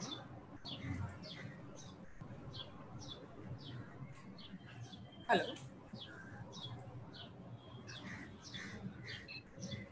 तुम्हाला तिथं म्यूटचं बटन दिसत असेल तर तुम्ही करू शकता सर. तोपर्यंत युवराज यांना घेऊया. तुम्हाला ज्यांना प्रश्न आहे, टाईप करणं जमलं नाही आहे, त्यांनी स्क्रीनवरती टच केल्यानंतर तुम्हाला हाताचं चिन्ह दिसेल, त्याच्यावरती क्लिक करा. जर तुम्हाला डॉक्टर साहेबांशी काही प्रश्न विचारायचा असेल तर. युवराज सर, तुम्हाला अनम्यूट केलेलं आहे. हॅलो, ते चुकून केलं असेल क्लिक तर हरकत नाही, मग तिथे आपण थांबू शकतो. रमेश साहेबां 3 जणांनी हात इव्हन मी म्हणतो बारी किंवा बाफना यांना सुद्धा प्रश्न विचार असेल तर त्यांना विचारू हो द्या. हो बरोबर. पॅनलिस्ट हा, त्यांना तर ते स्वतः अनम्यूट करू शकतात. नमस्कार, मिलिंद बाफना बोलतोय सर. नमस्कार सर.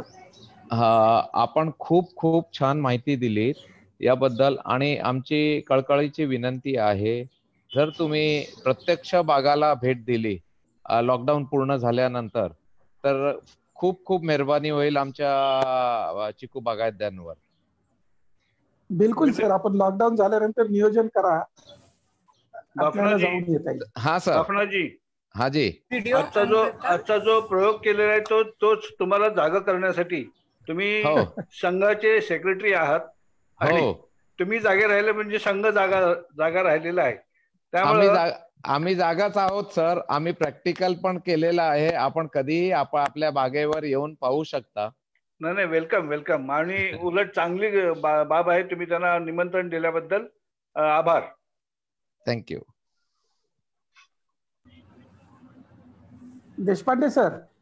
हा, नमस्कार, बोला ना. हा, आताच नाही लक्षात आले तर नंतर एक प्रश्न विचारू शकता. माझ्या शेवटच्या स्लाइडमध्ये मी नंबर दिलेला आहे, फार अडचणीचं नाहीये. कारण आता हे मला वाटतं की बऱ्याच गोष्टी आहेत एकदम डोक्यात खूप जमा झाल्या, प्रश्नही सुचत नाही. बागेमध्ये गेलं की प्रश्न लक्षात येतात. हो बरोबर. अजून एक 2 प्रश्न आलेले आहेत, तेवढं तुम्ही बघू शकता. 3 आहेत. हो, देतो सर. चिकू लागवड सीताफळ बागेत करू शकतो का, असा प्रश्न विचारलेला आहे. शक्यतोवर करू नका, कारण दोन्हीची फिजिओलॉजी, दोन्हीचं उत्पादन घेण्याची पद्धती, दोन्हीचं न्यूट्रिएंट मॅनेजमेंट हे वेगवेगळं आहे. त्यानंतर जमिनीचा सामू जास्त असताना 8च्या वरती काय उपाययोजना करावी सामू 7 पर्यंत आणण्यासाठी.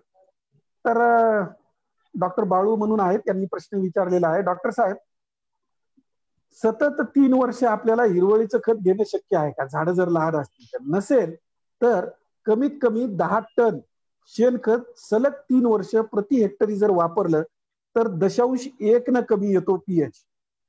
म्हणून आपल्याला ह्या सतत पीएच कमी करण्यासाठी जो पर्याय आहे तो हिरवळीचं खत आहे, सेंद्रिय खत आहे. यासोबतच ऍसिड फॉर्मिंग खतं असतात. उदाहरण द्यायचं झालं तर अमोनियम सल्फेट या खताचा जर वापर केला तर रायझोस्पियर मध्ये काही प्रमाणात सामू कमी होतो आणि अन्नद्रव्यांची उपलब्धता आपल्याला ठराविक किंवा मर्यादित काळापुरती वाढवता येऊ शकते. यासोबतच गंधकाचा वापर, गंधक जर योग्य प्रमाणात सलग 2-3 वेळेस वापरला आपण, 2-3 हंगामात किंवा 2-3 वर्षासाठी, तर त्यावेळेस देखील थोडा पीएच कमी होण्यासाठी मदत होते. म्हणून आपण तशा प्रकारची उपाययोजना करावी. बाकी मग ते very important information share, please share the Facebook link. चॅटमध्ये एक प्रश्न आहे बघा, चॅटमध्ये एक प्रश्न आहे. हो, फक्त पर्सी यांचा जो प्रश्न आहे तर हे पूर्ण रेकॉर्ड केलेलं आहे आणि फेसबुक वरती आहे. तुम्ही किसानच्या फेसबुक पानावर गेलात ते पुढे कधी तुम्ही बघू शकाल हे पूर्ण लेक्चर. सर, विनायक बारी बोलतो. सर, डहाणू परिसरात पावसाळ्यामध्ये फायटोप्थोराचा परिणाम फार मोठ्या प्रमाणात होतो. बरोबर. तर त्याच्यावर एक ठोस असा उपाय मिळाला पाहिजे, कारण त्याच्यामुळे खूप बागा नष्ट झालेल्या आहेत. फार त्रास होतो दरवर्षी. थोडं 90% जास्त आर्द्रता झाली आणि 2-3 दिवस कंटिन्यू पाऊस राहिला की त्याचा त्रास होतो. तर त्याच्यावर एकदम सहज सोपा असा उपाय काही सुचवता येईल का? त्यावर सहज सोपा उपाय आहे सर, ट्रायकोडर्मा बुरशीचा वापर करणे, किंवा आम्ही एक विद्यापीठाच्या मार्फत बायोमिक्स म्हणून तयार केलेलं आहे, ज्याच्या माध्यमातून 4 ते 5 बुरशी आणि जीवाणूचं एकत्रित आपण कल्चर देतो. त्या माध्यमातून म्हणजे 200 रुपये लिटर किंवा 200 रुपये किलो आहे. पावडर मध्ये जर तुम्हाला पाहिजे असेल तर कृषी विद्यापीठानं तयार केलेला आहे. गुणवत्ता नंबर 1 आहे. मोसंबीच्या बागा ज्या मराठवाड्यात जात होतात त्याच्यावर आम्ही पर्याय काढला होता. त्यानंतर हळद, अद्रक, जे जमिनीखालची पिकं आहेत या पिकांसाठी देखील या बायोमिक्सचा आम्ही चांगल्या पद्धतीने वापर केलेला आहे. पण सगळ्यात सुरुवातीला जेवढं ट्रायकोडर्मा आपल्याला शक्य होईल केव्हीकेच्या माध्यमातून, कृषी विद्यापीठाच्या माध्यमातून, किंवा चांगली एखादी कंपनी असेल उत्पादक, तर त्यांचं जर वापरलं तर आपल्याला निश्चित चांगला उपाय होतो. लागतं आपल्याला खूप कमी, पण सुरुवातीला प्रत्येक झाडाला 5 वर्षापुढील 1 किलो ट्रायकोडर्मा पावडर तुम्ही टाकून द्या. सर ही केव्हा टाकली पाहिजे असं? हे पावसाळ्याच्या पूर्वी आणि पावसाळ्याच्या नंतर 2 वेळेस करायचं सर. पावसाळा सुरू होण्यापूर्वी तुम्ही मेच्या शेवटच्या आठवड्यात किंवा जूनच्या पहिल्या आठवड्यात, तुमच्याकडे पावसाळा लवकर सुरू होतो म्हणून 25 मेला करा, आणि पावसाळा संपला की त्याच्यानंतर एकदा टाकायचं, म्हणजे ऑक्टोबर मध्ये. म्हणजे ते पूर्ण सीझनभर तुम्हाला वर्षभर कामी येईल सर. त्याचं मल्टिप्लिकेशन होत राहतं आणि फायटोप्थेरा वाढत नाही. पण शेणखतावरून टाकलेलं बरं ना? खूप त्रास झाला. हा, शेणखतासोबत तुम्ही टाकायचं, सगळ्यात चांगलं. Okay, thank you sir. सर अजून 2 क्वेश्चन आलेले आहेत आपल्याला, आपण पाहू शकता. आपण मार्गदर्शन, परंतु आमच्या विभागात येणारा फायटोप्थेरा बुरशीवर अजूनही बागायतदारांना, मी तुम्हाला सांगतो आता जे सांगितलं की तुम्ही ट्रायकोडर्माचा वापर करा, तुम्हाला हमखास उपाय मिळेल. खूपच सुंदर आहे, चांगल्या पद्धतीचा आहे फायटोप्थेरावर. त्याच्यानंतर चिकू कीड साठी कुठले औषध चांगले राहील, टोटल इयर मधून किती वेळा फवारणी करावी? जनरली सगळ्यात चांगलं जर औषध म्हणलं तर क्लोरोपायरिफॉस आणि निंबोळी अर्क आहे. दोन्हीचा जर तुम्ही वापर केला तर एक आपल्याला असा परिणाम दिसेल की वेगवेगळ्या प्रकारच्या किडीला प्रतिबंध होईल.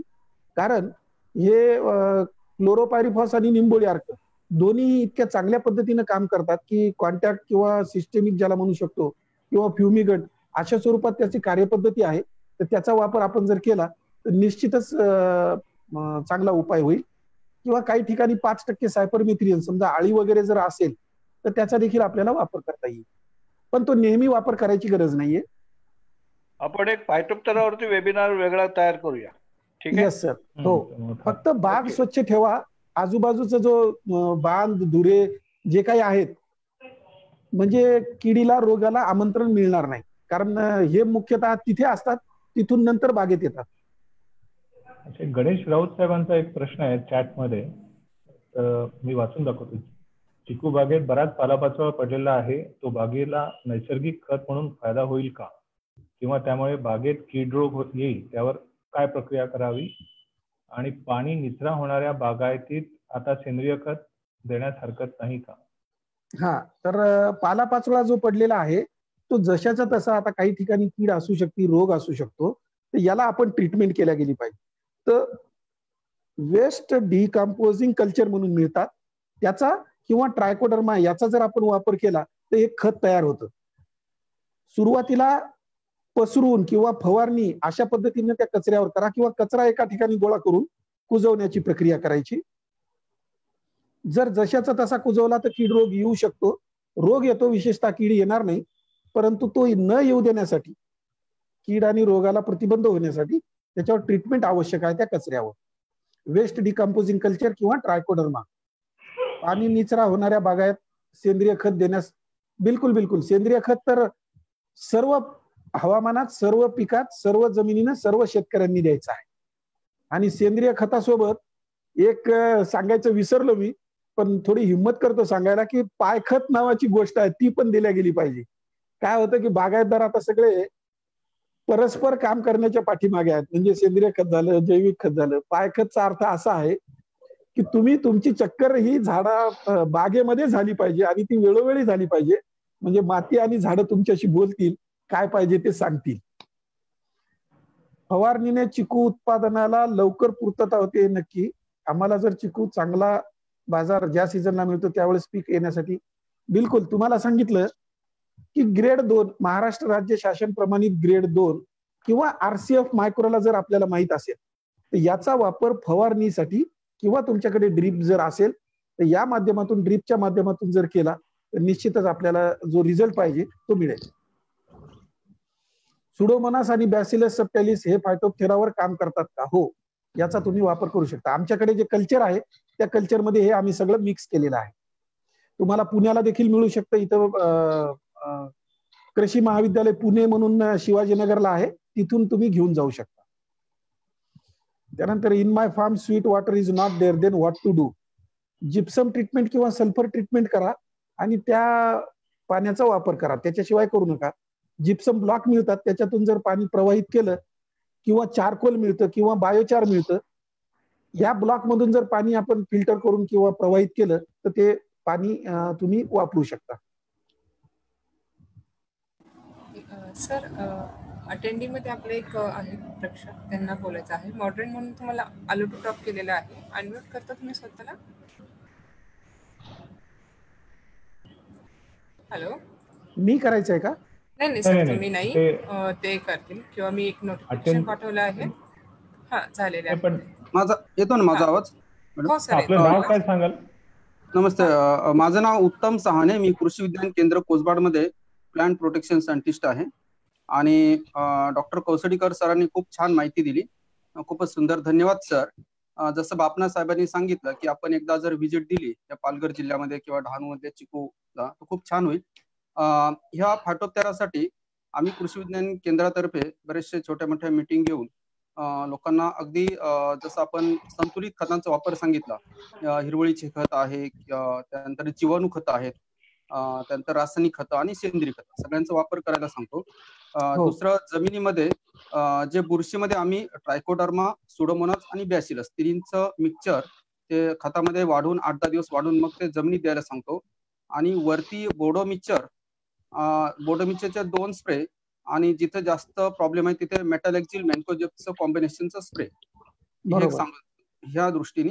दुसरं, भात पेंडा, आपल्याकडे भात होतो इकडे ह्या भागामध्ये, तो भात पेंडा जर वापरला आपण बुडाला जमिनीच्या म्हणजे याला, तर ते सिलिकॉन मिळून तो एक रेजिस्टंट डेव्हलप होईल असा एक विचार आहे, म्हणजे झाडात प्रतिकार शक्ती होईल. तर ते एक आहे. सर एक गोष्ट आहे, म्हणजे हे आम्ही करतो हे योग्य आहे का हे एक विचारायचं.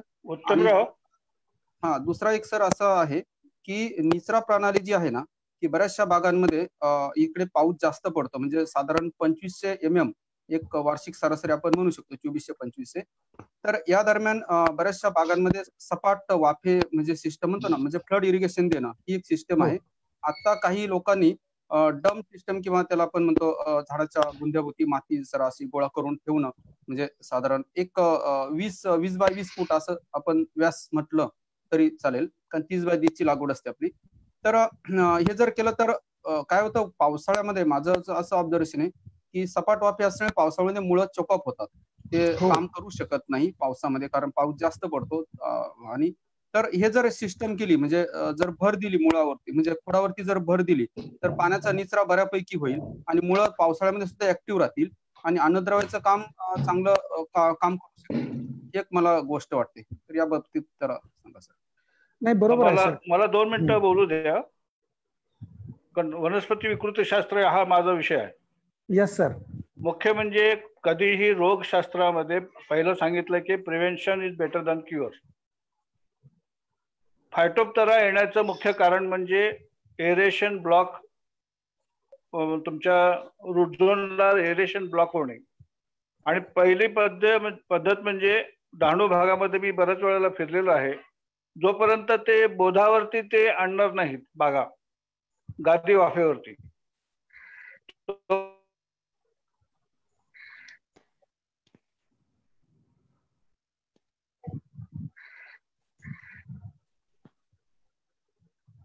आपलं कनेक्शन आवाज सर आवाज मॅनेज न होणे. तर आपण या विषयावरती एक चांगला वेबिनार घेऊया. ठीक आहे? ओके. काही प्रश्न नसतील तर आपण समारोप करू. प्रश्न आहेत ते काही संपत नाही आहेत, तर ते वारी साहेबांनी ठरवावं की केव्हा थांबायचं ते. आता एक 3-4 प्रश्न आहेत, ते पटकन बघून घेऊ. आणि मला वाटतं विनंती की बोला. हा, एक असं आहे सहाने सर, आपण जर पुण्याला आलात किंवा तुम्हाला आम्ही उपलब्ध करून देऊ बायोमिक्स. शेतकऱ्याचा प्रश्न आहे कुणाल सर म्हणून, please make it available in Dahanu. तर आपल्या केव्हीकेला तुम्हाला कल्चर देऊ किंवा स्लांट देऊ, तुम्ही तिथं मल्टिप्लाय करा, म्हणजे ते शेतकऱ्यांना सहजासहजी आणि कमी किमतीमध्ये उपलब्ध होईल. एकदम योग्य सर आपलं म्हणणं. बिलकुल बिलकुल. Yes sir. चिकू लागवडीला पाणी जास्त लागते का आणि सुरुवातीपासून पाणी किती लागते? आता पहा, चमकदार पान आहे, पान तुम्ही नुसतं चुरगळलं मुरगळलं तरी पाणी लागतं, अशा पद्धतीचं आहे. पाणी तर लागतं, परंतु प्रत्येक हंगामात पाण्याची गरज आहे. त्याचा एक वेगळा चार्ट आहे की उन्हाळ्यात किती लिटर, हिवाळ्यात किती लिटर, पावसाळ्यात किती लिटर. तो मी व्हॉट्सअपवर वगैरे टाकून देईन. त्यानंतर चिकूला टोटल इयर मधून किती वेळा पाणी नेसेसरी आहे, पाणी व्यवस्थापन कसे असावे. एकच लक्षात ठेवायचं शेतकऱ्यांनी, विराज सर, वापसा परिस्थिती 12ही महिने ठेवा. या वापसा परिस्थिती ठेवण्यासाठी काय काय प्रयत्न करता येतील ते जर आपण केले तर पाणी लागणे किंवा कमी जास्त होणे ही गरज पडणार नाही. कारण वापसा असला की पाणी द्या, आणि झाडाला झाड गरजेनुसार पाणी घेणार आहे. तुम्ही जास्त दिलं म्हणून जास्त घेत नाही, कमी असलं म्हणून कमी घेत नाही. त्याची जी गरज आहे तेवढं भागवण्याचं काम झाड स्वतः करत असतं. त्यामुळे आपण उपलब्ध करून देणे आपलं काम आहे. त्यामुळे किती वेळापेक्षा वापसा परिस्थिती कायम ठेवण्यासाठी पाणी देत राहणे. त्यानंतरचा प्रश्न आहे, आमच्या विभागातील चिकू थंडीत उशिरा पिकतात. गुजरातमध्ये असणारे चिकूपेक्षा ह्या मागचे शास्त्रीय कारण कोणते असावे. विशेषतः थंडीमध्ये झाडाकडून फोटोसिंथेसिस कमी होतं, अन्नद्रव्याचं शोषण हे कमी होतं. उष्णतेमध्ये काय असतं की बाष्पीभवन किंवा ट्रान्सपिरेशन आपण जे म्हणतो, पानाच्या माध्यमातून पाणी बाहेर पडणे, आणि त्यामुळे अन्न आणि पाणी जास्त शोषण केलं जातं. हिवाळ्यात ही परिस्थिती राहत नाही. हिवाळ्यात जमिनीचं तापमान देखील कमी असतं, वातावरणातलं देखील तापमान कमी असतं. या परिस्थितीमध्ये झाडं अन्नद्रव्य आणि पाणी शोषण करत नाही, म्हणून ते उशिरा पिकतात. आणि दुसरी गोष्ट अशी आहे, मी सुरुवातीला सांगितलं की जमिनीचं तापमान, अजूनही आपण शेतकरी सर्व जमिनीचं तापमान याकडे गेलेलोच नाही. अजून आपण फार प्राथमिक याच्यावर आहोत. जमिनीचं तापमान योग्य राहण्यासाठी जमीन सतत कार्यरत राहणे आवश्यक आहे. आता तुम्ही पहा, आपलं शोषण चांगलं होण्यासाठी आपण जॉगिंग करतो, सकाळी जातो, ऑक्सिजन मिळत राहतो. हेतू पुरस्सर जास्त प्रमाणात ऑक्सिजन मिळावा आपला असा उद्देश असतो.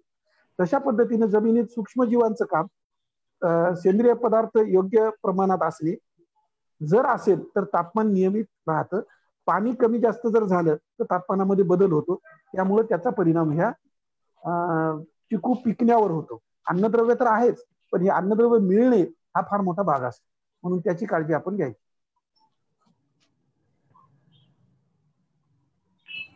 सर, प्रश्न आपले संपलेले आहेत. कुलकर्णी सर, व्हिडिओ ऑन करता. हॅलो. हो, बोला सर. व्हिडिओ तुमच्याकडून बंद आहे. स्टार्ट नोटिफिकेशन स्टार्ट झाला तर नमस्कार. सगळ्यात महत्वाचं म्हणजे चिकू हा आपल्याकडून दुर्लक्षित केलेला वेबिनारचा शेवटचा हा जो आहे त्याची आपण आता सुरुवात केलेली आहे. आणि विनायक बारी आणि मिलिंद बाफना हे दोन्ही महत्वाची मंडळी तुम्हाला करोना लवकरच जाओ आणि तुमचा व्हिजिट लवकर हो, आणि ज्या वेळेला मी तुमच्यावर येणार आहे. आणि आपण त्याचा मुख्य म्हणजे आता पहिली गोष्ट म्हणजे उत्तमराव शहाणे नामचा अनुवादन आहे की तुम्ही कृपया बायोमिक्सचं कल्चर घेऊन जा आणि तुमच्या तिथे कामाला लागून फायटोप्तरा लांबवा. सर खूप धन्यवाद. तुम्ही कार्यक्रमामध्ये सर्वांनी सहभाग केल्याबद्दल मी सर्वांचे आभारी आहे. धन्यवाद सर. खूप खूप खूप धन्यवाद तुम्ही ग्वाही दिल्याबद्दल येण्याची. म्हणजे work started is half done असं म्हणता येईल. त्यासाठी खूप खूप धन्यवाद. मी महाराष्ट्र राज्य चिकू उत्पादक संघाचा सेक्रेटरी. ही मीटिंग आपली संपली असं डिक्लेअर करतो. धन्यवाद. धन्यवाद. धन्यवाद. पण आता पुढचं कधी ठेवूया काय वगैरे ते आपण मी बोलतो. आपण आता इथे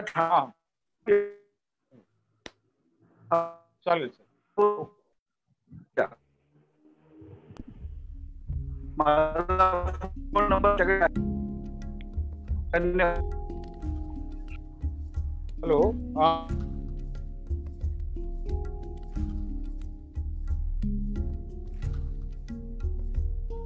सर ओके.